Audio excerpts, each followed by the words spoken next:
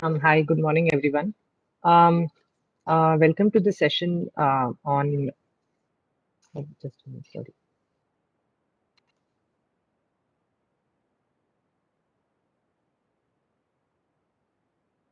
Yeah, hi. Good morning, everyone. Welcome to the session on agriculture in Maharashtra. Today's speaker is Principal Secretary of Higher and Technical Education Department, Government of Maharashtra, Mr. Vikas Rastogi. Um, to introduce him, I'd like to pass on the floor to Professor Kavi Arya, who is the Principal Investigator of eYantra. Thank you, Amit. Welcome all to our session this morning on agriculture. So these are insights from friends who have a fair amount of experience in agriculture and in related spheres. So it gives me great pleasure to invite uh, into our midst Vikas Chandra Rastogi. It's our privilege to host his talk here this morning. He's Principal Secretary, Higher and Technical Education in Government of Maharashtra, but he's got an interesting background. He started with a BTech in Electrical Engineering from IIT Delhi, then MTech in Energy Studies from IIT, and then he's done a law degree and a master's in International Development from Duke University in the US. And after a lot of experience as collector, joint secretary, and all that, he's became project director uh, in Maharashtra on Maharashtra project on climate resilient agriculture.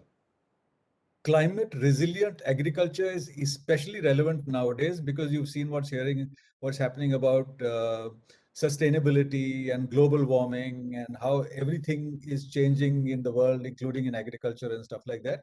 So how do you bring in that resiliency into agriculture? So he's got an intimate connection. That's when I first met him a few years ago. Since then, he was also the principal secretary IT in the government of Maharashtra. So that gives him another perspective from the IT point of view as to what is the potential of IT in governance. And since then, he's been principal secretary, general administration, and now he's principal secretary, higher and technical education. So he's straddled all these realms of experience, and his passionate interests are rural development, agriculture, e-governance, social sector development. Now, these are all the sectors which are touched by agriculture, rural development, apart from agriculture. E-governance. E-governance is really required in agriculture more than anywhere else.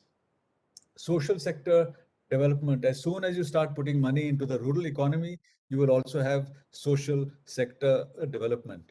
And I often bump into him on our morning walks, and he was very happy at little notice and with little hesitation to come and talk to us.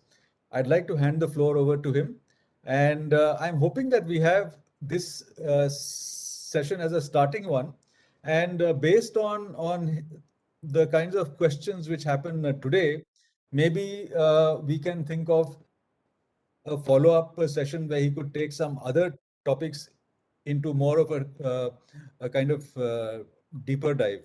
So it gives us real pleasure to have him here with us today. He will talk for about 25 minutes or so, and I'm hoping to have a lively question and answer session after that. Remember, there are no silly questions. There can be silly answers, but no silly questions ever. And that's what we keep saying to all our students, even at IIT. So over to Vikas ji. Thank you, Professor Kavi, for your kind words and more for allowing me this opportunity to connect with our young colleagues who are bubbling with enthusiasm to try out this eYantra Innovation Challenge. And thanks Amit as well for ensuring all the logistics, etc. As I understand, the the team here, the students have been exposed to two sessions on agriculture. One was Professor Amit Arora of IIT Bombay, which gave a very broad and generalized overview of agriculture sector. What kind of cropping pattern do we have? What is the geographical spread? what is the productivity, what is the production, where do we stand in the world with respect to various cropping systems, and what are the general challenges before the agriculture sector. What's the role in economy, how many people depend on it, etc. I'm also told that yesterday there was a session regarding startups in agriculture, which again is a very exciting and challenging field. And lot of initiatives are being done in that arena with some really good results coming up and scaling up very fast, touching more and more number of farmers. And as you know, agriculture sector is a very vast sector. We talk in terms of millions, not hundreds and thousands. So which is a huge opportunity as well as challenge. So my session, I'll be focusing on the farmer itself, because agriculture sector is what the farmer is doing. So I'll be focusing on the farmer and his some of the challenges he's facing and what probably could be done. Can you see my screen? Yes, we can. Yes, yes, sir. I would also like the audience to note that if you have any questions as he's speaking, you can put them in the chat, and we can take it as and when there's a break, or maybe at the end also. Is that okay with you, Vikasji? The challenges are, sorry, the questions are what will basically lead us to some healthy discussion and some maybe approach. So the 20-25 minutes that I'll be talking about is the layout is basically what is the job profile of farmer. Let's assume that he's also running a company on his farm. So what are his job profiles? And while talking about a generic farmer, we also have to keep in mind that the women farmer and agriculture labor, they face some special challenges over and above what a normal farmer would be facing. So what are those challenges and what probably needs to be done? When we have challenges, we also have opportunities, and the government of India, the state governments in the last 10 to 15 years have also taken up various initiatives. Various initiatives have also been taken by academia, industry, etc. So what are those opportunities? What are those developments which you can build upon and see if some new solutions can come up? Then we'll also discuss in a brief what should be the strategy to find and finalize a problem statement based on whatever discussion we do today. And then some sample broad areas for interventions, which you can think or probably you can use for discussion with farmer and other stakeholders. So the opening statement, slightly thought-provoking, is the farmer is the chief executive officer. He's also the chief operating officer. He's the chief finance officer. He's a sales manager. He's also an investment manager of a proprietary farming firm, because he's the owner and he's the only owner of that particular farm. So there are multiple roles he has to play. And why I say so, I'll give details. So you don't generally find in any company or any management single person doing multiple roles, but the farmer does that. And when he does that, does he have those kind of skills? Does he have all the required information? That we need to see, and what we can do to help him in making proper decisions.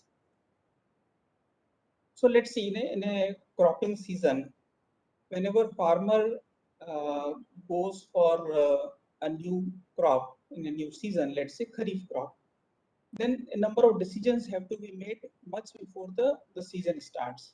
So first is what to sow, what kind of crop he should sow, and that will depend on what was the production of last year, what was the market potential, what kind of prices he got, or maybe his colleagues and other nearby farmers got, which crops are high in demand, plus whether he has sufficient water for sowing this crop. So you may like to sow, let's say, tomato, but it requires a lot of water. So if you don't have water, if you are completely rain-fed, then tomato is out of question. So the first question is what to sow, and then next is when to sow, because the entire India is dependent on monsoon rains, and monsoon doesn't have a very fixed start and end date. So till the time the monsoon actually starts, there is some sufficient moisture in the soil, you cannot sow. But then when to find out, how to find out that this is the right time? So there are technologies available, there are prescriptions by agriculture universities, but the farmer has to have access to those data as to how much has it rained, what is the soil moisture level in my soil. Currently, he simply goes by his observation or maybe discussion with colleagues and maybe extension workers. But can he have access to better data sets? So the second question we went to sow. Then third thing is once he decided a particular crop to be sown, then where is the money for that? So money for buying the seeds, the seed treatment, the fertilizer, other inputs, etc., and especially the sowing operation itself. So credit has to be made available. Now he doesn't have that kind of surplus which will sail him through for the entire cropping season. So most of the time he has to take a loan. Some farmers get a bank loan, some don't. Those who have good credit score, they do get a bank loan, but others do not. Then they rely on maybe friends, family, relatives, and sometimes money lenders, which have their own compounding problems. You must have heard of farming distress, agrarian distress, and some farmer committing suicide because they could not pay the loan and they were being harassed for paying the loan. So credit availability has to be ensured before the farming season starts. Then plan for inputs. As I said, what kind of seed variety and how much to purchase, from where to purchase, what are the rates. Now the seed variety itself is a big question. If we take cotton crop, so cotton, most of it is hybrid now, hybrid with BT cotton, and there are a number of options available.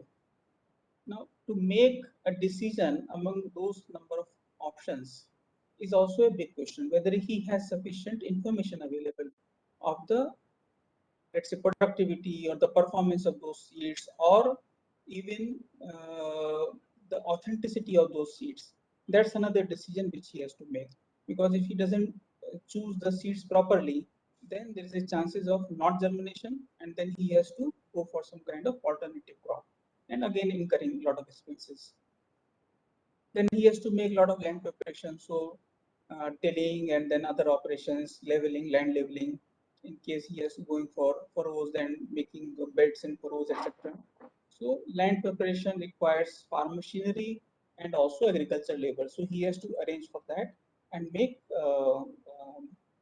funds available for that. Then soil nutrients. So what kind of NPK status does he have? What are the micronutrients available? And what is the gap for a particular crop? What are the requirement for a particular soil nutrient? And how much does he have in the soil? So the gap has to be filled by the supplement like NPK, fertilizer. There are other fertilizers for micronutrients as well. So he has to have access to that. Thankfully, there is a soil health card scheme now, which gives the status of NPK, but then it has to be explained in a very easy to understand manner, and so that he can spend money on required inputs, maybe sometime biofertilizer, sometime chemical fertilizer, but then over fertilization and under fertilization both have its negative sides. So he has to go for optimum soil nutrition. So this is simply before the cropping season actually starts. Now, once he has sown the seeds and the cropping season is started, whether it's Kharif or Rabi, then he has to choose an appropriate agriculture technology. So how to basically cultivate, what kind of interculture operations to do, what are the stages to monitor the growth of his crop, if there are any anomalies, what kind of decisions to take, when to consult a KVK, a Krishi Vigyan Kendra extension worker, um, when to carry out fertigation or let's say pesticide spray, etc. So those decisions have to be taken. He has to observe his crop continuously and also has to monitor the weather, because the weather has a direct implication on the health of his crop. Then he has to manage labor and machinery management for sowing and intercultural operations. So initially, of course, there is a huge demand for labor and also machinery, because the sowing window generally is 7 to 10 days or so. So he has to book the labor and the machinery in advance, maybe pay them some advance so that they come and ensure that those crucial stages are taken care of. Then water is a biggest factor in a rain-fed agriculture. So if you are not having access to, let's say, canal irrigation or a shore irrigation, then you have to very carefully manage your whatever excess you have. If you have a well, or maybe if you can borrow water from others, then you would not like to over irrigate. So you would like to irrigate only when it is absolutely essential. And this has to do directly with our weather pattern. So if there is a gap in monsoon, if the rainfall, the gap is more than 14 days, then the crops get affected. So he has to monitor that. He also has to see what is the weather forecast, whether he is going to get some rain in next 5 to 10 days. If he's getting some rain in next 4 or 5 days, then he need not irrigate. He can wait for that time.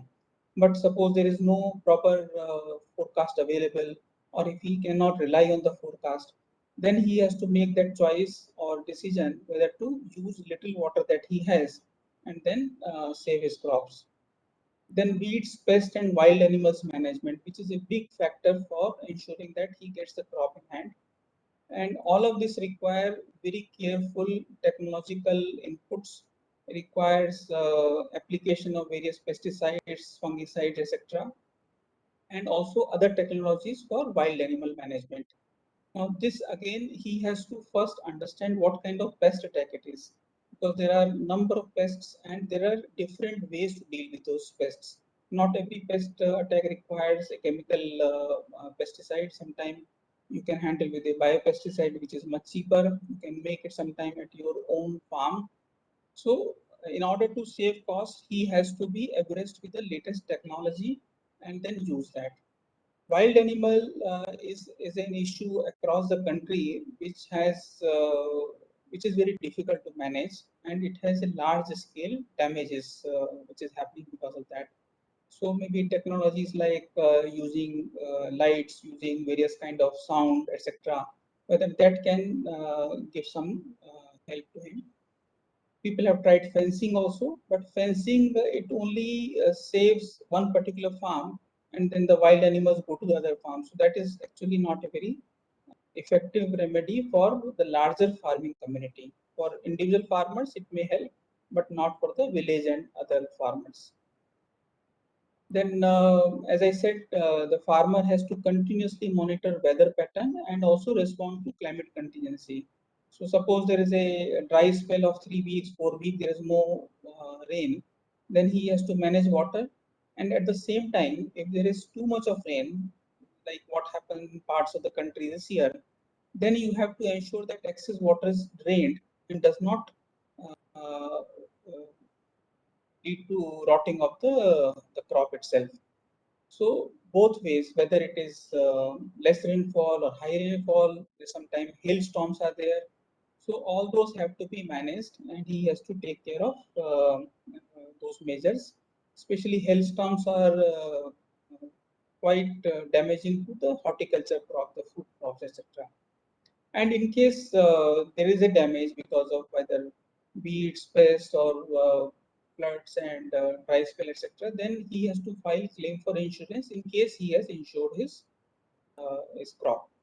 And there are other insurance options available. So he has to be ready for filing claim, then ensure that he has all the documents required, where to file claim, whom to talk to, and how to pursue that claim, etc. So all those decision support systems are required, and these are the decisions he has to make while the crop is still there.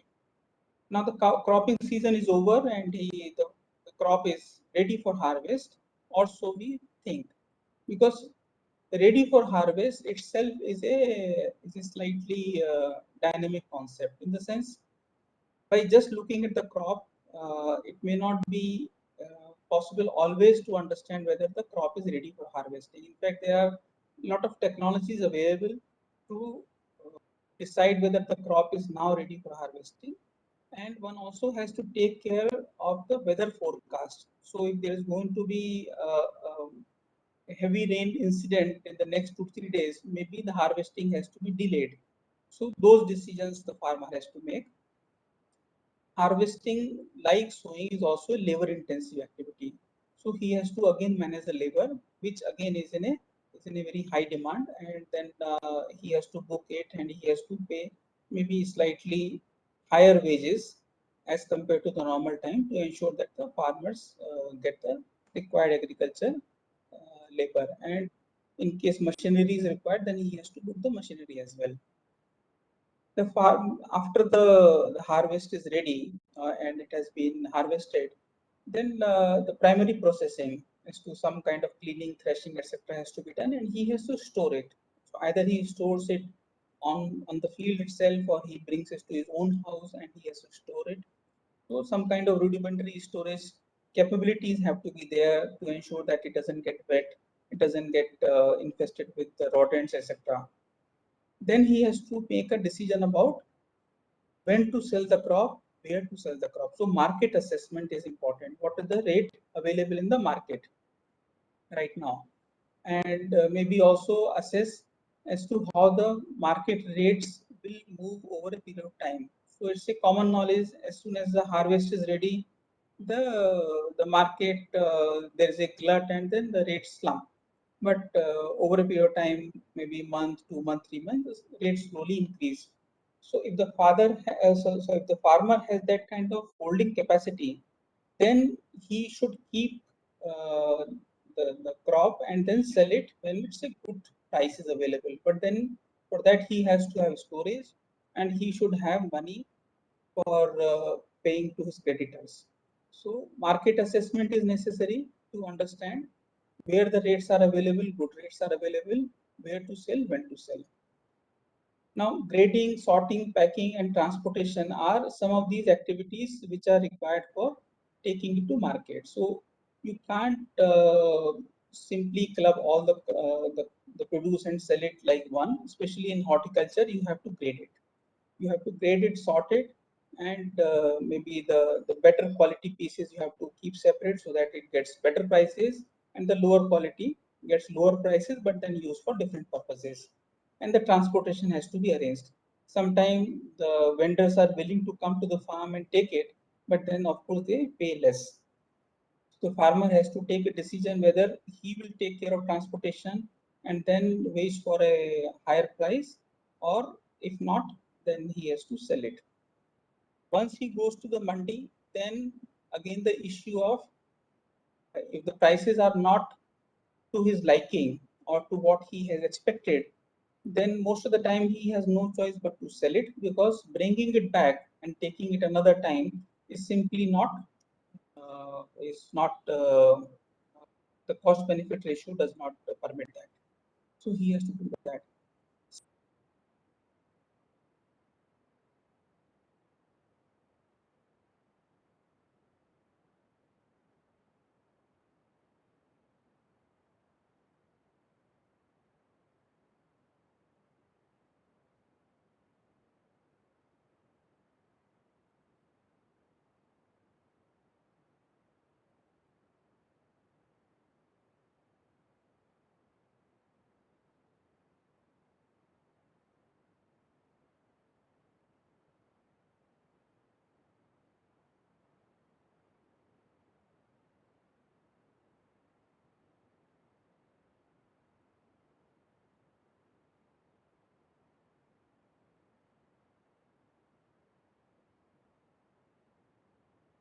Which he is facing. Once he gets the money, then he has to make payments to the bank, or maybe the friends, relatives, money lenders, whomsoever he has taken the loan from. And whatever money is left, he has to now carefully plan the investment for that surplus. The most of the time there would be some kind of immediate requirement like health, education, marriage, etc. in the family, which he has to keep some money aside. But then he also has to take decision what kind of investments he will be making on his farm. So as I said, water is important, and in case he has no access to water, then probably he'll go for a farm pond. He'll probably go for a well, and he has to keep some money ready for that. So surplus investment planning again is a decision which he has to make, and maybe keep some money for the next cropping season. In the lean season, so Kharif is over. If he had sufficient water, he would have gone for Rabi. If there was no water, then probably he can't even go for Rabi crop. Then what happens in the remaining 6 to 7 months of the year? So then he has to look for some alternate assignment, some ancillary work, maybe go to cities for migration and do some other odd jobs, maybe work in MG Narega for wages. But then for these also he requires particular skill set. So if he has those skills, then yes, and if he not, then probably the chances of him getting any wage during the lean season are also less. And this cycle repeats season after season, year after year. For every crop, he has to make those kind of decisions over and over again. So these are some of the challenges, the decisions. As I said, for this reason, he has to have a number of skills that are needed. So he has to do a lot of financial planning. As I said, he has to arrange for credit. He has to ensure that whatever money he has, he is able to invest it properly. So a lot of credit and investment skills are required. Financial planning is required. Resource planning. So his land, the quality of soil, the availability of water, the seeds if he already had it, his own family labor, his machinery if he has some machinery himself. So all those resources have to be carefully planned. He has to keep himself updated about all the relevant information. So weather patterns, the quality of soil, the technologies that are available, the various kind of seeds, various kind of fertilizers, the pesticides that are available in market. He has to make decisions. He has to understand what is relevant for him, because once you go to an input sales dealer, he will try to sell maybe the costliest pesticide to him, saying this is the best for his crop, but that may not be the case. So he has to take a decision whether he has to invest in that kind of pesticide, or maybe he can look for many less invasive biopesticide kind of treatments, which are also equally effective. So the technologies which are available, he has to decide which technology he can adopt. Not everybody can go for a protected cultivation, a greenhouse, a polyhouse, etc. So the farmers, depending on their resources, their skills, their capacity to invest, they have to decide which technology they will adopt.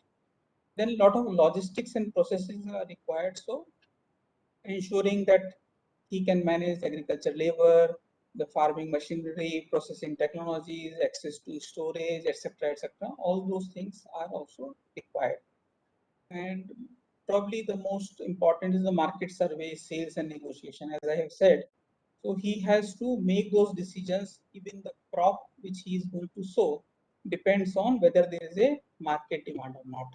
In Maharashtra, the Honorable Chief Minister last year gave a slogan, "Bikil te Pikil." So you only sow what is likely to be sold in the market. So demand-led production is what Maharashtra is now trying, and managing all sorts of risks. So risk of, let's say, failure of germination, climate related risks, etc., or maybe there are some calamities, man-made calamities, etc. Also all those risks have to be managed, and he has to have that kind of skill set.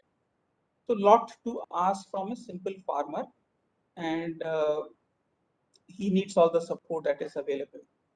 So as I said, there are categories within farmers who are even more challenged. So women farmer and agricultural labor, these two I'll be addressing.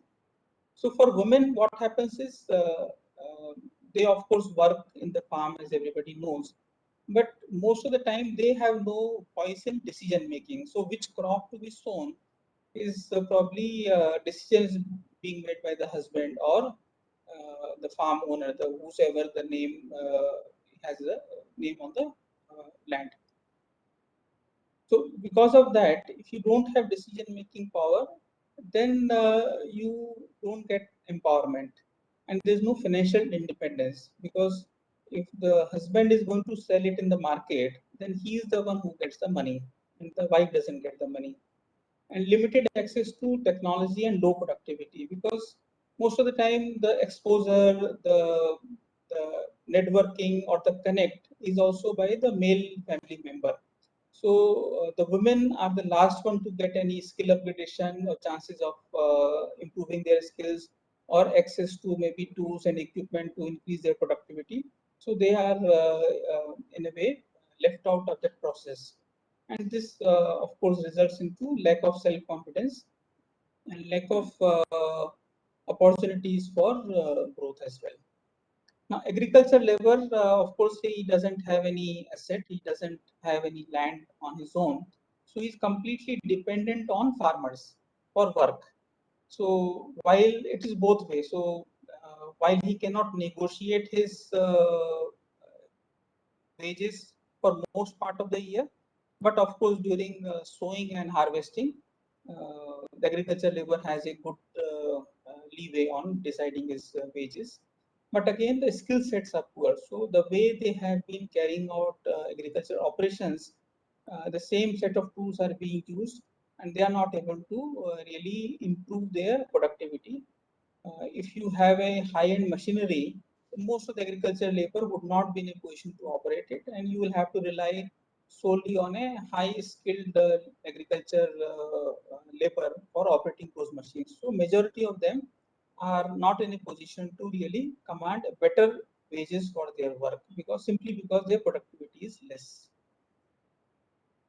So while this seems to be an onerous task, there have been certain let's say initiatives and developments in last decade and a half by the government of India, various state governments in agriculture sector, as well as private enterprises, academia, agriculture universities, startups, etc., and which have brought lot of exciting opportunities and developments. So probably those are the opportunities which could be leveraged for creating new solutions to some of the problems that I just discussed. So public investments on the farm have increased in last 15-20 years. A lot of money has gone. So you have polyhouses, you have greenhouses for protected cultivation of horticulture, which brings better productivity, better quality of produce, and of course better prices. So like you have cucumber, you have bell pepper, capsicum, etc. in growing in greenhouses or shade net, etc., which bring in better prices. Even the floriculture in polyhouses is also very promising the activity. Micro irrigation system like drip irrigation system, sprinkler irrigation system, they ensure that the water issue, the water stress is taken care of, and you don't consume too much of water. So that is also a really helpful investment for the farmers. Diversification of crop, intercultural crops, intercropping, etc., are some of these investments which have ensured that the farmers' risks are reduced. So if you have, let's say, soybean along with the tur, so if soybean is beset by some kind of disease, then at least you have tur crop which you can sell. So not everything is gone. So intercropping, diversification into uh, let's say horticulture and other crops also brings in better income for the farmer. And high value crops like fruit crops and flowers, etc., they also bring more money to the farmers. But of course the farmer have to have that kind of risk taking capabilities and also some kind of asset based access to water, etc. So not every farmer is able to actually use it. So after public investment, there have been also a lot of investment in creating water infrastructure. So common water infrastructure like drainage line treatment, catchment line treatment, dams, etc. coming up. So that ensure that more and more villagers, more and more farmers have access to water. And at the farm itself, farm ponds, then more wells, etc. They also ensure that the farmer has access to water, which they can use to increase their productivity. Again, storage and post-harvest facilities and access to technologies is something which a lot of work has been done in last few years. A lot of mission mode projects have been launched. Mission of horticulture brings in various storage and post-harvest facilities.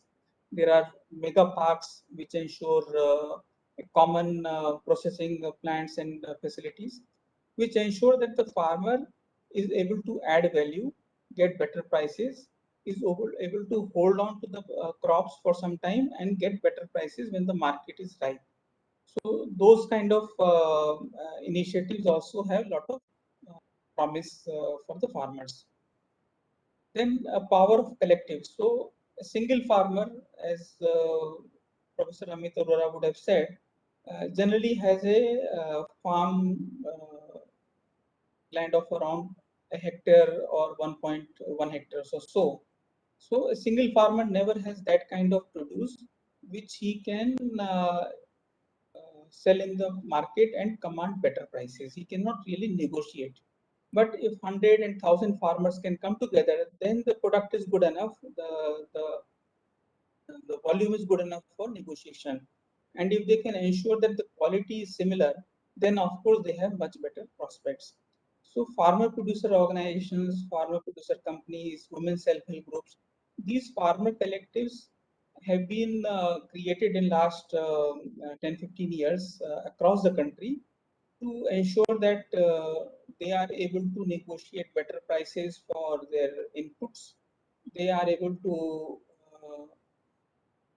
process their product, store the product, and then sell it in the market at bargain prices. So that is something which has a lot of promise to make. And there are a lot of private players who are coming to partner with these farmer producer organizations, chains like KFC, McDonald's, etc. Many a times they have direct agreements with these FPOs for supplying them inputs throughout the year. So all the middlemen are avoided, and the farmers get better income. Then Government of India has also, as you know, under financial inclusion, has ensured that each and every farmer has a bank account.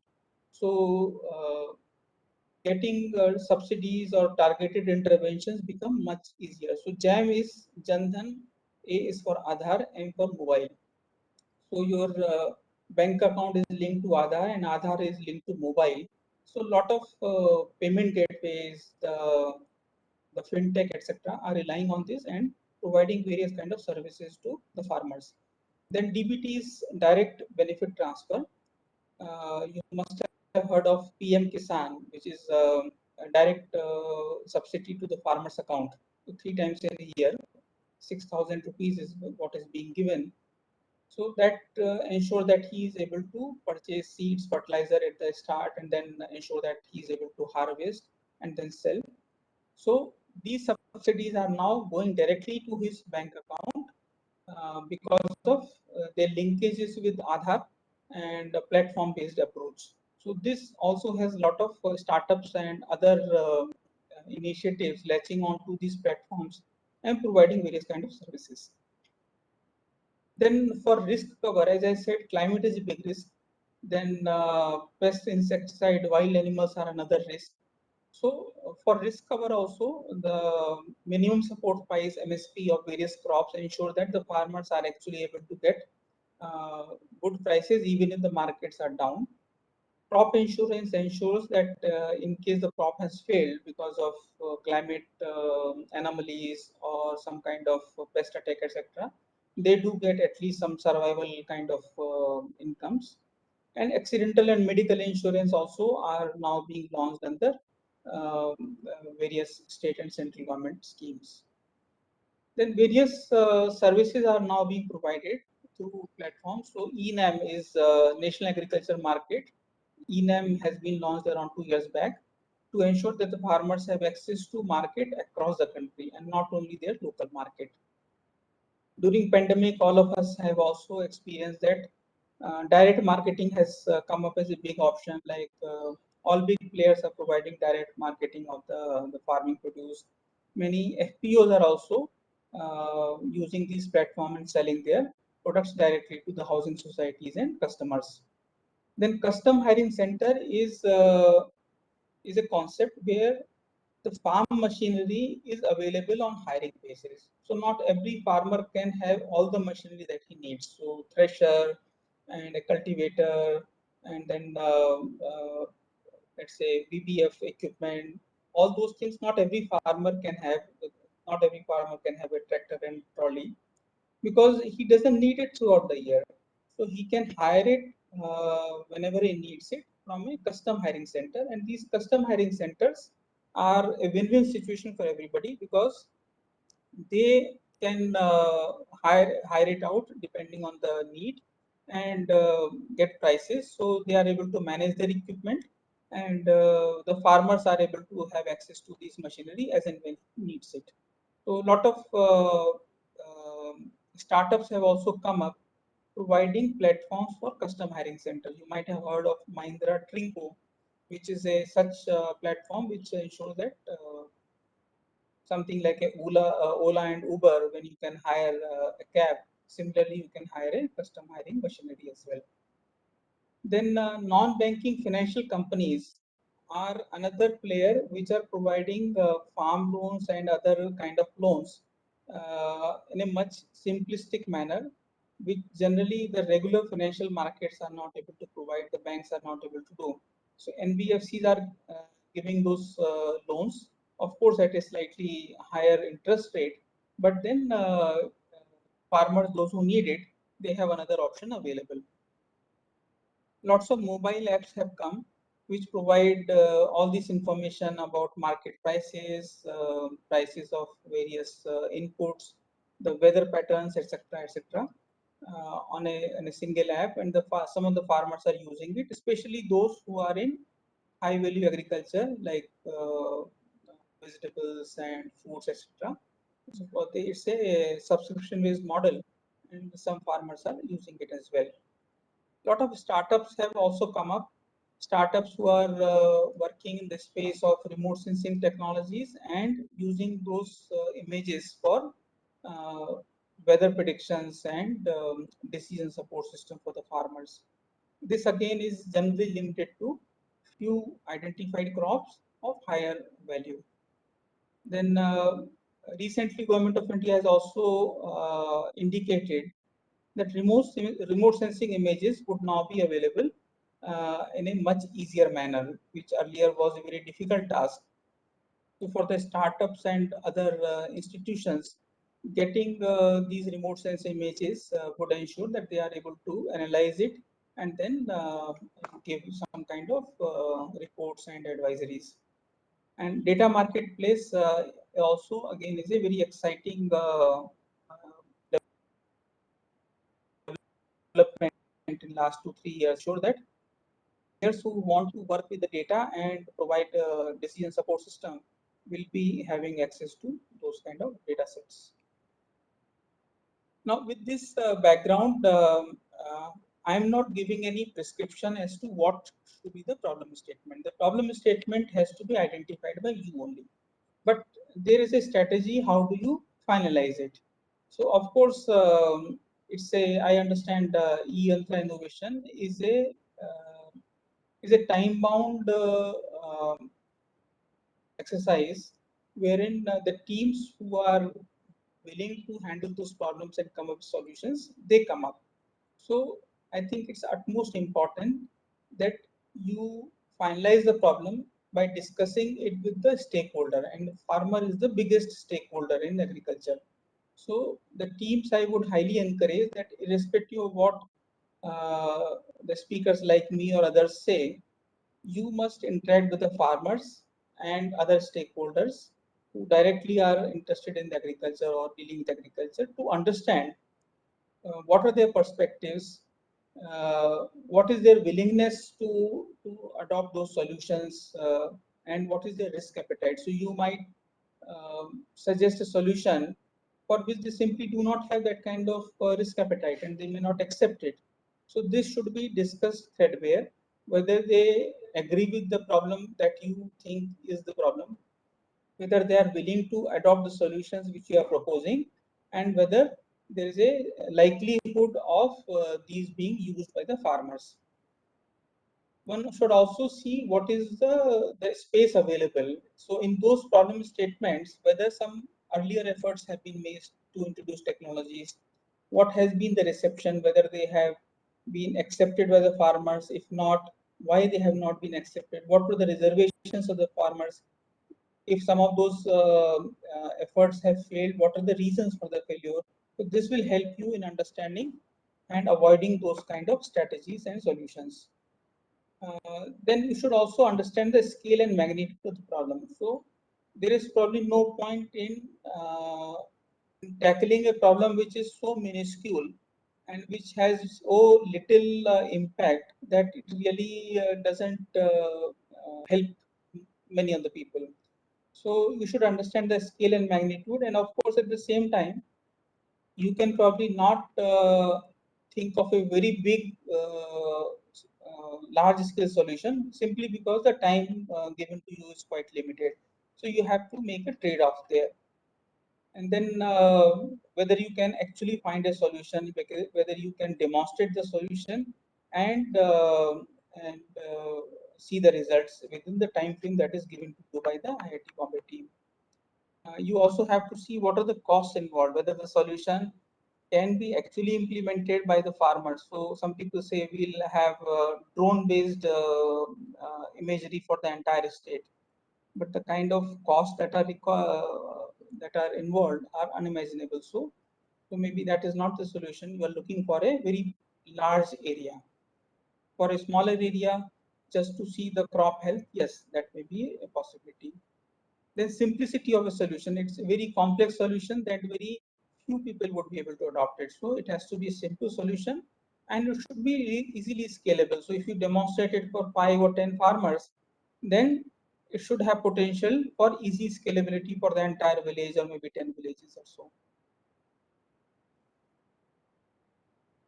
The final slide is what I would suggest are some of the broad areas for intervention which you can look into.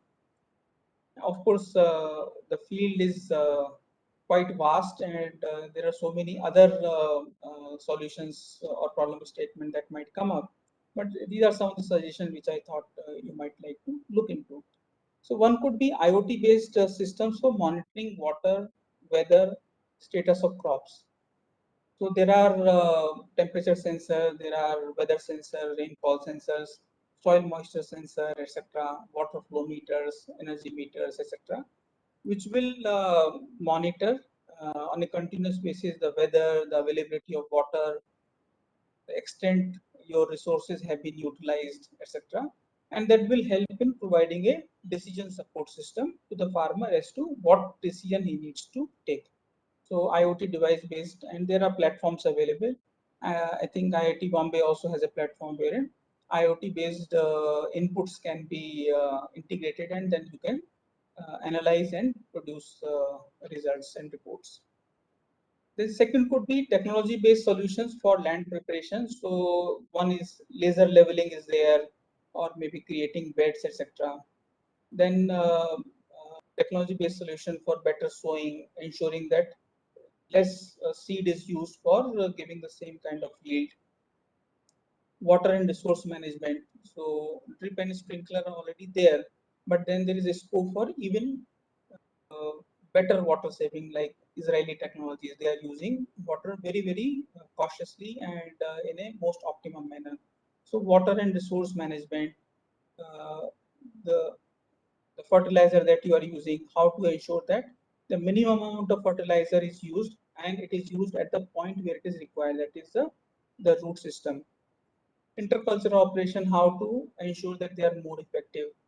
Um, People are using drones for spraying, etc. So all those technology-based solutions could be thought of. Harvesting and post-harvest processing. Here, in fact, harvesting generally is quite a time-consuming task, simply because our farm holdings are very small and you cannot use big harvesters. So it has to be done manually, and manual processes are sometimes less efficient, and also because the productivity and skill sets are low, you don't get the optimum result. Lot of money goes in the harvesting operation itself. So here I am not suggesting that you go for complete mechanization. That is neither feasible not advisable, because agriculture remains the biggest source of employment and that has to be there. But harvesting efficiently, if a agriculture labor or woman farmer is harvesting, how can then harvest more efficiently so that the quality of produce remains good? So let's take example of cotton. If the cotton is not harvested properly, then a lot of waste goes into the cotton, twigs, etc. And then it reduces the price of the cotton when you take it to the market. So ensuring that it doesn't allow any trash and kachra to go into the final harvested produce. And also whether you can give uh, small tools and apparatus, etc., for harvesting purposes, so that same agricultural labor is able to harvest more in less time, more efficiently, and ensuring the quality of the produce remains good. Post harvesting technologies, of course, things like solar drying and things like spiral separator to ensure that good quality produce is separated from a other impurity, etc. So all those technologies can be used. Third thing could be simple, ensuring that uh, information and knowledge is available to the farmer to reduce his risks and enhance productivity. So weather related information, information about his soil moisture, etc., market based information, etc. So ensuring that information is made available to the farmer. Then next could be platform-based solution for financial planning or marketing. So this is a open area, very recent area, and a lot of new exciting models are coming up. A lot of interventions, startups are coming up. So again is a very good area for interventions. And finally, lot of data actually exists even today. Lot of farm images and crop images are available. So whether those can be analyzed and can be given to the farmer as a decision support system. So suppose you take photograph of the crop based on a mobile application camera, or maybe using drone, etc.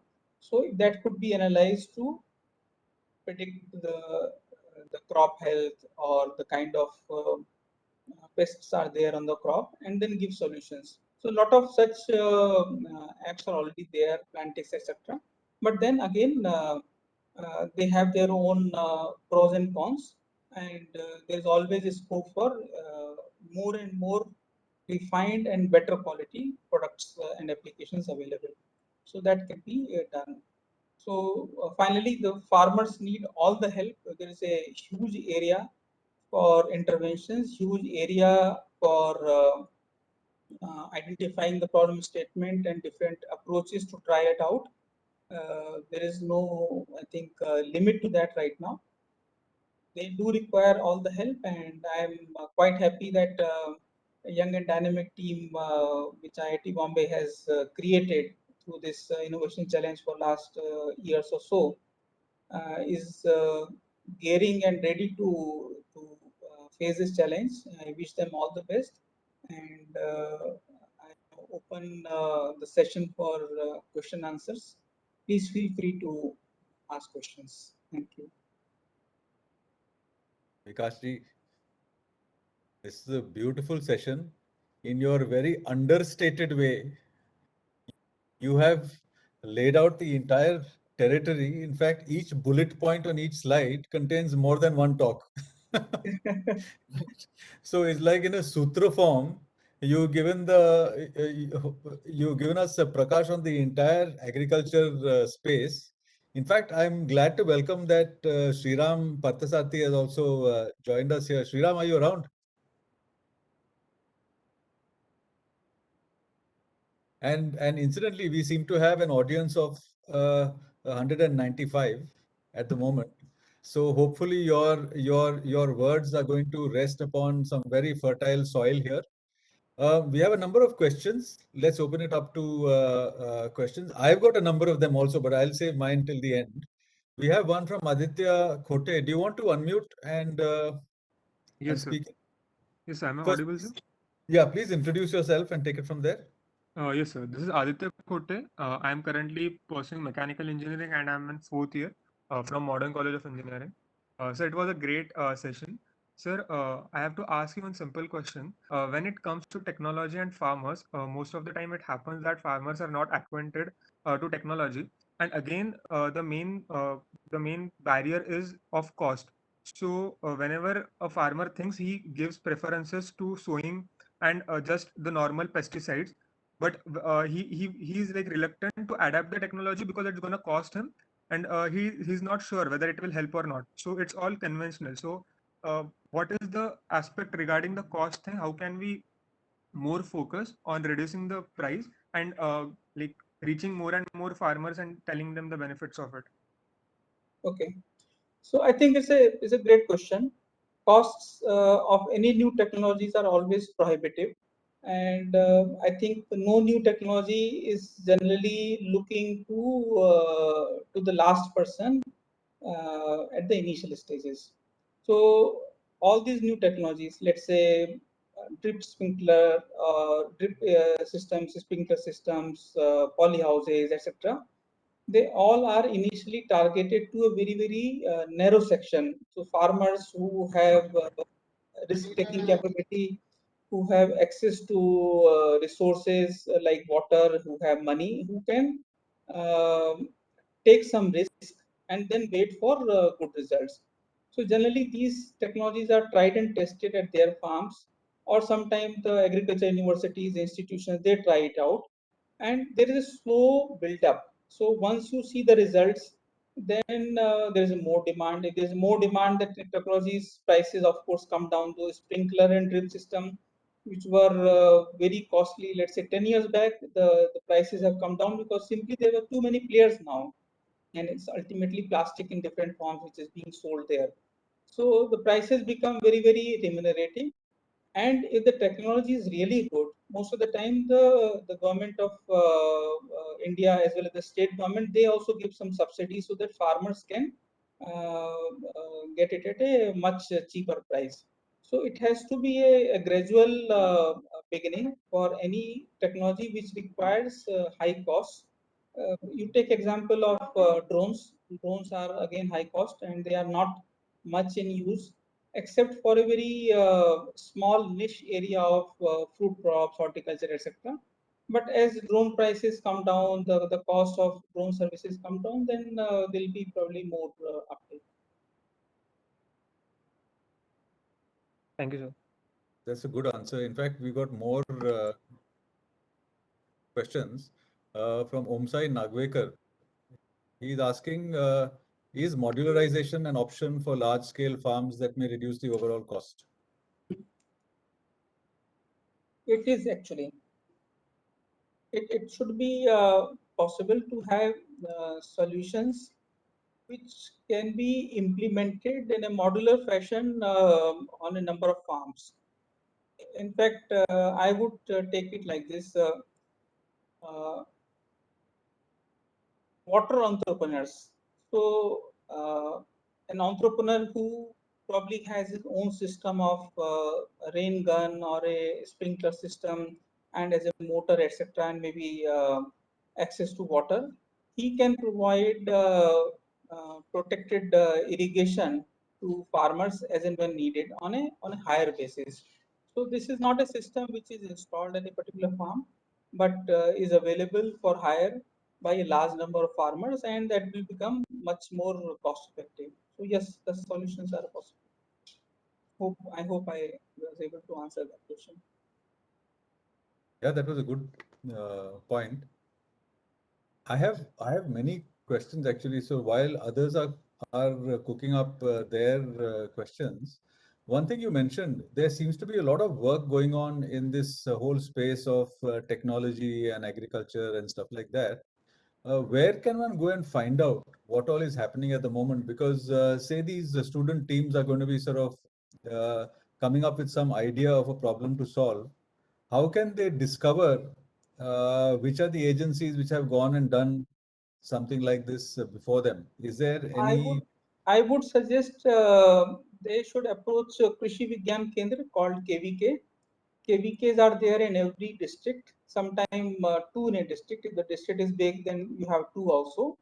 These KVKs are basically extension arm of agriculture research. So they are tied up with Agriculture University and ICR. They are the ones who are providing technologies, and KVKs are demonstrating on the farmer's farm or their own farm, conducting lots of seminar, workshop, training, etc., etc. So these KVKs are aware of the technologies and solutions applicable to their area. So for that particular district. So even I mean, better than to approach a university which is more theoretical, more academic oriented. I think KVKs are the one which are directly in touch with the farmers, and they know what's happening and what is really the landscape of agriculture in their area. Okay, excellent. That's a great starting point because anybody who is doing anything interesting would naturally go to the KVKs or ICAR, that's Indian Council of Agricultural Research, Yes. to peddle their ideas and all that. So I think that's a very important point which all the teams should know. KVK has a team of scientists. So agronomy, then they have post-harvest technology, the resource planning, there will be civil engineers. So entire landscape, they will have a team, 10 to 12 persons generally, 10 to 12 scientists who would be able to cover each and every aspect of it. So that means the teams here should go to the nearest KVK and talk to them. Do they approach the principal directly? How do you suggest they should approach? They can approach any scientist of a KVK. All of them are very well interconnected and they would be willing to help. So I would strongly suggest to approach a KVK. Okay. We have Aditya Khote here who wants to ask a question. Aditya, over to you. Yes, sir. Sir, it's Smith, will you more. take the floor? Yeah, Hello. yeah, sure. Yes, go on, Aditya. So, like it's more like a situation because if we look up to the farmers, like there are many farmers who have just a land area of 1, 2, 3 or less than 5 acres. So they are just they sow a crop which gives them the yield in the month of August, September before Diwali. And what happens most of the time is they are in the need of money. So as soon as they get the yield, they are just like they have to sell it so that they get the money and they would be able to survive. But what happens is at that time they don't get the appropriate rate for that income, and they are not able to store it and then sell it when the rate rises. So and what happens is like the farmers which are having more land and have the resources, they can store it and they can sell it afterwards. So like how can the small farmers also be benefited and what can be done for them? So there are a number of approaches. One is diversification, which I said, diversification intercropping, wherein you grow more than one crop, having different cycles. So soybean is ready, let's say 190, 100, 110 days. If you have tur that's ready in 120 to 150 days. So their harvesting times differ. So soybean you sold in the market, got money, you were able to pay off your debt. Now you can take a decision that tur I will sell after 2 months when the prices increase. That is one approach. Second could be you have some kind of allied activity. So if you have a farm pond, you grow fish in that. You have some goats. So goats can be sold anytime and you can realize some money. There could be sericulture. Again, sericulture is a 45-day cycle. You have cocoons and you can sell them. So there has to be some kind of activity which can go throughout the year, and it is important to understand that let's say either Kharif season or Rabi season, it's a 4 month, 3 to 4 month cycle. Now you cannot have a year-long income on a 3 to 4 month cycle effort. No assignment in the world will give you income for the entire year if you work only for 4 months. So you should have kind of cropping system which will allow you to work almost round the year, if not round the year, at least 8 to 10 months, so that you have different cycles of outputs and you get money throughout the year. And then those issues of distress selling, etc., or credit unavailability, that will slowly reduce. Thank you. Okay. Thank you. Thank you, sir. We move on to the next question. So the next question is asked from Abel. And his question is, sir, do you think grafting-based crops cultivation that don't have seeds are still in infant stage as the process is time-consuming? I would not be able to answer that. Let me be frank, I'm not an agronomist, so that they need to ask some KVK. They can as well send an email to the nearest KVK, they'll get an answer. Or I can also give reference to some resource persons who can tackle that in a more in a better manner. Okay, sure, sir. Great. Okay, we have another question from Amol, and his question is, how can one manage water from places where there is a lot of rainfall, like Mumbai, to other places where there is scarcity? So water management, I think, is the biggest challenge a state like Maharashtra is facing. If you see Punjab and Haryana, the irrigation is more than 90%, but they have a water challenge of a different sort. So their groundwater is depleting because of over exploitation. If you have too much of anything, you simply do not understand its value, and there is over exploitation. In Maharashtra, there is a huge disparity in terms of rainfall. So in Konkan, you have rainfall as high as 4,000 millimeters to some parts of Maharashtra where there is less than 300 millimeter.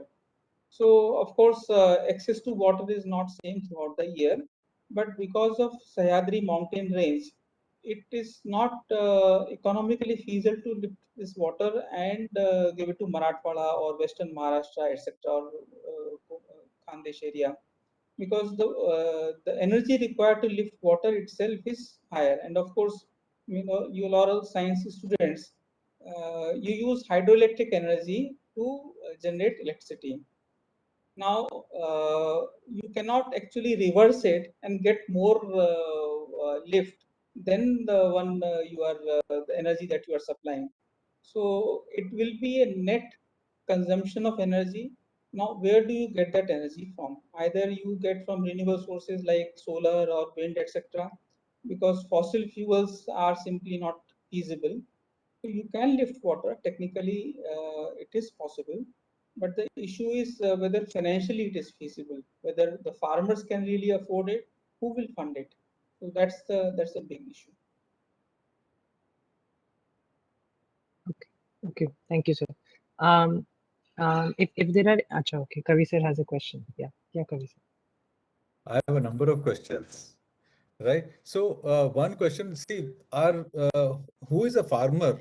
Can you characterize what a farmer looks like? Because on one hand, the farmer is committing suicide, and on the other hand, he's a rich Nasik farmer who's doing grapes and grape export and all that, right? So you have a farmer which is of a variety of hues, number one, right? And from what you say, he should be CEO, this, that, and the other. Our respect for farming and farmers goes really high now because it shows that you have to combine so many skills in one person. So how have they been managing until now? I just wonder. And what that leads to is a question: who is the customer of our interventions? Because these guys will come up with some ideas for innovation and stuff like that. Who will actually buy it? Should they approach the FPOs? Should they approach the agricultural universities? Should they approach individual farmers or insurance companies? So who's the customer at the end of the day? Okay. So as I said, there are stakeholders, the farmer being the foremost. There are other stakeholders like the extension machinery is there. So extension machinery is supposed to reach out to each and every farmer and then inform them about the technologies, etc., and give information. Then there are weather companies like Skymet and others. There are insurance companies, there are banking, financial sector companies, etc. But for farmer, I think what you said is a very valid point. For the purpose, limited purpose of the e-Yantra innovation team, I would suggest they should approach a farmer who is not very old, in the sense who is not immune to making any technology based solutions, implementing solutions. A farmer who has at least one or two youth in the house who is willing to take some risk, who is more who is literate and he is able to understand the implications of technologies, etc. Those are the kind of farmers they should approach for interaction and discussion and adoption of technologies. Of course, if you go to very progressive farmers, they probably have more solutions than you can offer them. They are already implementing many of those, like the one you said about Agraharis or Vilashinde of Sayadri Farms. But then we have, let's say, how many 1.3 crore farmers in this state itself. Across the country, there are crores of farmers. So it's not difficult to really identify the section that you are looking for. They should be willing to adopt technology. They should be allowed to take some risk based on the advice that you are going to give. So your answer is talk to farmers who are slightly progressive, who ideally have a son or a daughter studying engineering, hopefully. So they are receptive and they can feel that their child will also benefit from some kind of engagement. In fact, a number of our students might already be belonging to families that have farms and have a farming tradition. So that's a very important point. But I would like to highlight and point out the importance of this. Every single team here should go and talk to farmers. It's no point doing a khayali pulao and sitting in your college and just inventing what you think might be useful and stuff like that. You need to do exploration of prior art. Any academic, any businessman has to first find out what has gone before him, what are the products already in the marketplace before you come up with your own. Otherwise, you're going to fail and fail very dramatically, right? So it's very important to find out who's already doing these kind of things. And for that, it's very important to know where you will ask and who you will ask. Okay. So anyway, back to Amit here. Thanks for that. I've got one more question, but I'll ask that a bit later. I'll give others a chance. Amit, over to you. Okay, thank you. Next question is from Himanshu, and his question is, what are your opinions on the new laws for farmers that are now rolled back? They say it will benefit the farmers, but farmers don't agree to that. Well, I think it's outside the ambit of e-Yantra innovation, but in any case, I'll answer it briefly. Look, some of these reforms or the provisions of the act which have now been scrapped have already been implemented by many state governments across the last decade or so. So in Maharashtra itself, let's say there is no compulsion for fruits and vegetables to be sold in APMC. The farmers can sell it directly. There are private markets, there are direct marketing license. So group of farmers can sell it directly, etc. So APMC in any case was circumvented or bypassed at least 8 to 10 years back in Maharashtra. Similarly in other states. So it's not that the entire thing was only Government of India driven. Many state governments had implemented partly. What will happen is, nothing adverse is going to happen. It was a reform legislation, so whatever reforms probably they will have to wait a bit longer. So no negative impact is going to come by scrapping these laws, but whatever was thought of will probably take some more time. Okay, okay. Thank you, sir. We move on to the next question. So there were some questions related to the competition, which I'll answer later. Yes. Okay. The question is from Jaideep. Again, it's related to the farm laws. And his question is, what would be the effect of scraping of the three farm laws on agri-tech development in India and funding to startups working in the space? So I think the only issue was a contract farming law, which was one of the acts. Contract farming also is happening even without that act. And you would have heard of PepsiCo having contracts with the farmers in Punjab for special varieties of potatoes which they use in their chips. So they supply the potato seed and then they purchase it completely. It's a written contract. Even without a contract act which government of India had introduced, is happening for last many years now. So again, as I see, the state governments are also empowered as per the need, and nobody can stop farmers to engage in a contract with anybody outside. The act was only facilitating that. It was only giving some kind of framework as to how contracts could be signed. But if the farmers want to do it, if there are progressive farmers, they can do it. They are doing it even now. What probably he has asked is what could be the impact on the startup, etc. So for startup, I think the space is already open. So we have all sorts of startups who are providing subscription-based services to the farmers, and they are not affected because of these farm laws either being there or not being there. I don't think that's going to be much of a problem. The restriction on the Essential Commodity Act, which was introduced, that might have some impact on the large warehouses and large processors. But then that's how it is. Okay, thank you, sir. Moving on to the next question. The question is from Jaydeep, and his question is, how can we connect to soil/agri scientists for collaboration? I guess uh, Rastogi sir had already answered this, that you can visit KVKs and all, but Rastogi sir, would you like to add something else to it? Yeah, so there's a soil scientist as a part of the team. As I said, there are 10 to 12 scientists in every KVK. The soil scientist is a part of the team who would be able to guide you regarding the soil status. Okay, great. Thank you. Yeah, the next question is from Harsh, and his question is, what could be the solution for floods and natural calamities affecting crops, which puts farmer in a very bad situation? Okay, so I think some work needs to be done on the drainage lines of various watersheds. So pardon me if you find it a bit technical. So watershed is basically an area which drains to a particular point. Now, what happens is you have all heard of, seen and heard of small tributaries and then nalas and rivers, etc. That's how water starts from the first order stream, then merges with the other stream, becomes second order, then merges with the other second order stream, becomes third order, and ultimately drains into a river.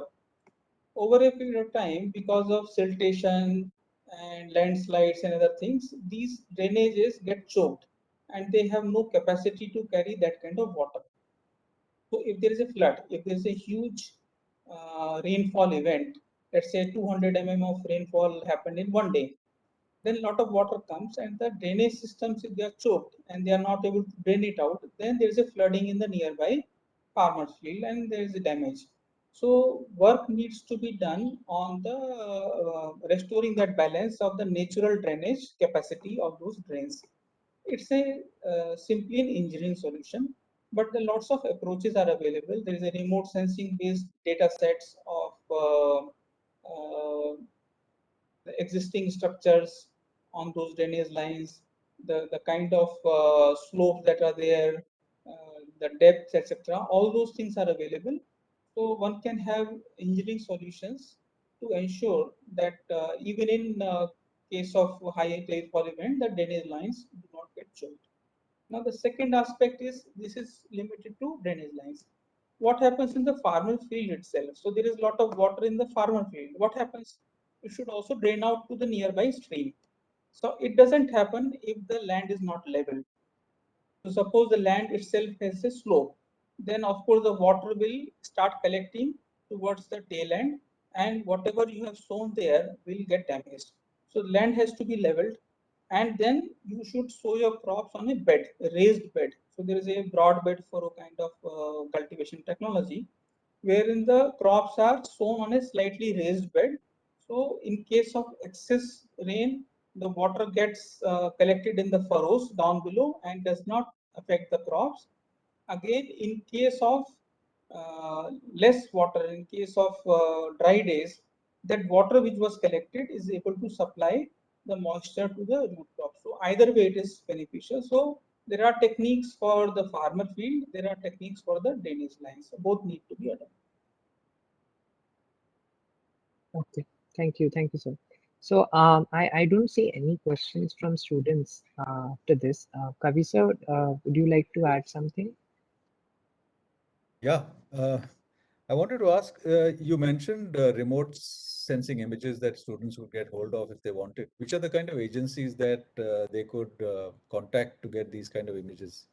Currently, NRSC, National Remote Sensing Center in Hyderabad, is the nodal agency for supplying remote sensing imagery. But there are many um, open source solutions available, like Sentinel aircraft, Sentinel satellite system. Satellite. Okay. It's a 10-meter imagery that's available to everybody. So those are the optical images which are available. But in case the requirement is of multispectral, hyperspectral, or for higher resolution, then NRSC should be adopted. But most of the time, the images available in public domain could be a good starting point. Okay. So one thing I'm interested, so offline, what I'd like is if you can give us some pointers to where this kind of images and also data that you mentioned we could get hold of, because I've noticed that government departments are typically very cagey about sharing any data, right? So I think the IIT Bombay has to take the lead. So if IIT Bombay, who is spearheading this challenge, if they can bring out the need and the requirement and also the likely benefits, then it's possible for the government to share the data. I don't oh, think. we'd be happy to do that. We'd be happy to do that. So that's a conversation we can take offline. Lastly, I just like to ask you that given the penetration of internet and given the fact that half the population of the country is below the age of 25, right? What are your thoughts about where agriculture can go in future? Because every youngster, even in rural areas, has got a mobile phone. How is that, in your mind, going to affect farming in future? That potential that exists of young people who know what's happening in the world. And in the old days, farmers were very insulated from information, right? Information was not democratically available, while now it is. So what do you think might happen as a consequence of that? Do you see any indicators of change happening? And if so, what kind of change? So it's not what might happen. I would say what is actually happening, already happening. So not many people would know it, but at least in the state of Maharashtra, uh, most of the farmers are connected through WhatsApp groups to some of the scientists or extension workers. So typically, our agriculture assistant would have everybody in the village on his WhatsApp group. So of course, not every farmer has a smartphone, but somebody in the family has. So that smartphone's number is given, and then he keeps on giving bulletin about weather, about forecast, and various schemes, technologies, etc. Which of course depends on the farmer how much they want to use it and their willingness to adopt it. So lot of it is already happening. The KVKs also have their groups. Of course, the progressive farmers generally are part of those groups. So there is a huge use case which is already there. Now, what needs to be done is the relevance of that information and the applicability for the farmers. So if you give them general gnan about what's happening in the agriculture sector, maybe the farmers are not interested. But if you tell him what is actually required on his own farm based on the data that's available, so you have data of his soil health, you have data about the weather in that particular area, So based on that, if you give him inputs that for your soybean crop, this is what needs to be done, depending on the current weather pattern, then he would be interested. So it basically how you make the information more relevant for him. I think the channels for communication are already fairly robust setup, and because of pandemic, I think the urgency of adopting digital solutions is also there. So in terms of availability of signals, availability of devices, there is a huge work that has already been done. Of course, it is a work in progress, but I think there should not be any issue on implementing some of these solutions and worrying about to finding the clientele. That's not the case.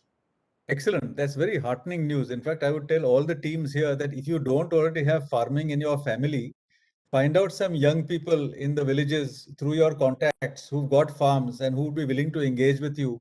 And I think those are the young farmers who represent the future that you should interact with. I think there's some more questions here, which I leave to Amit. Correct. Yeah. So we have a question from Kashyap, and his question is: soilless farming in horticulture can be adopted in urban areas. From farms, and from farms, we are getting the same product. So will there be any possibility that people will grow what they need in their home, and there will be wastage of the product which is coming from farms? Yeah, but depends on which city you are staying in. If you are in Mumbai in a high rise, then there is hardly any land available to you. Of course, you can do some terrace gardening and maybe something in your balconies. But yes, those who have access to little piece of land, they can use it intelligently. There are solutions like aquaponics. There are solutions like vertical farming, which somebody has asked. Harsh, I think, has asked. So there are solutions. A lot of experiments have already been done with promising results. So this basically, again, the issue of you have to find the right customer. So the farmer who is willing to adopt these technologies, and once few farmers do it, then it's only a matter of time when other farmers start using it, because most of the technologies, when you try to scale up, their costs come down and it becomes more and more affordable. So there are a number of models, farmer collective based model, etc., which can be used. But this is something I strongly believe should be done, and it's already being done. But those experiments need to be given more, let's say, publicity and more extension. Okay, thank you. The next question is from Harsh, and his question is why GIS and remote sensing data is not open for all. It's a good question. GIS and remote sensing data is quite a complicated science, I would say, and Professor Kavi Arya would probably agree with me. It's a highly specialized science, which again is an evolving area. So there are no robust solutions available for all sorts of crops. You have one or two specific crops, let's say rice, you have some solutions available based on GIS and remote sensing data. It's an area which is evolving. A lot of work needs to be done. A lot of libraries need to be created for monitoring crop health and finding solutions related to it. So this currently is limited to research agencies. Some startups have tried to make it commercially viable for specific crops. This will again, maybe another few years, this will be an exciting area. What we are basically looking for is it should be done for field crops, in the sense the crops which have highest area sown, so that more and more farmers benefit from it. So this again is a really promising field, but lot more work needs to be done on this. Okay, thank you, sir. So in the interest of time, we would be taking the last question for today, and that is by Harsh. And his question is, will it be very useful if vertical farming at low cost is provided to all farmers so that they get higher yield and higher profit in lesser area? So vertical farming also requires a lot of skills on the part of farmer and use of the appropriate technology that is necessary for the vertical farming. So along with giving a solution, maybe how to do it, you have to give a technology mix as well. And it is promising, but again, it will have to start from progressive farmers who are willing to take a chance and then invest some money in that, some resources in that. But yes, it will be really beneficial. And also at a limited scale in housing society, individual houses, also it has promise. Many farmers or many house owners are trying to do it with good results. Okay, thank you, sir. So I guess we are out of questions. There's this last question which I'll answer on chat.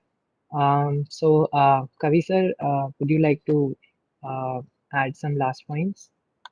Well, I've got nothing to add, save to just thank Vikas Rastogi for having been generous with his time and generous with his experience, because I think we've covered a lot of ground, and in his very kind of individual style, he's given a lot of gyan, and each of his utterances need to be kind of thought about. And someone has asked if we'll make the sessions recording available, and with your permission, sir, we could make this this available to the others who missed the session.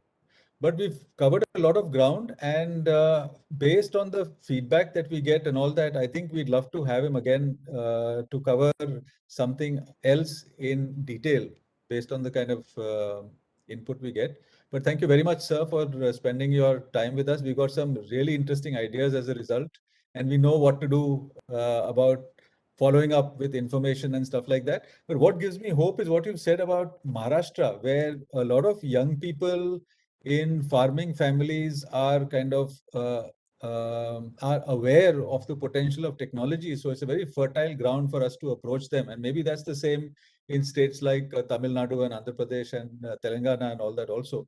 So that's very heartening to hear. So without much ado, I shall thank everybody for having been with us, and thank the eYantra team who works very hard behind the scenes. We have Amit and we have Lohit here, who's been leading the program also. Amit, anybody else that we have here? Not at the moment, sir, but in the coming up sessions, we'll definitely introduce them. So big hand for Vikas ji for having held us enthralled with a very interesting talk on agriculture. Thank you very much, sir. And thanks all for having joined us, and a big round of applause online. I am happy to do this. All the best to our teams for trying new solutions and finding the best ones. Thank you very much all. God bless and Jai Hind. Thank you. Thank you, everyone.